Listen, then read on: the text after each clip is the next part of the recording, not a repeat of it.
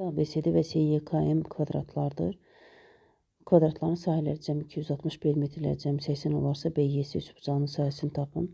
Böyük kvadratın tərəfini A ilə B, kiçik kvadratın tərəfini B ilə işarə etsək, BC kateti A-ya, YC kateti B-yə bərabər olar və üçbucağın sahəsi katetlərin hasilinin yarısı qədərdir.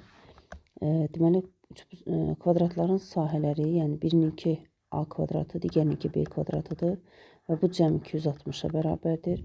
Perimetrləri isə birincinin perimetri 4A, ikincinin perimetri 4B-yə bərabər olar və bu da cəm 80 verir. Buradan istifadə edək və bizə hasil lazımdır.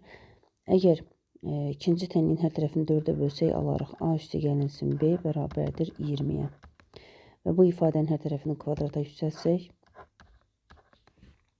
alarıq A kvadrat üstəgəlsin B kvadrat üstəgəl 2AB bərabərdir 400. 260 elədiyi üçün, deməli, bu da olmalıdır 140 ki, toplam bizə 400 versin. Deməli, 2AB 140-a bərabərdirsə, 140, AB bərabərdir, 142 böldük 70. Bizə AB-nin yarısı lazımdır, yəni 70 bölünsün 2 bərabərdir 35.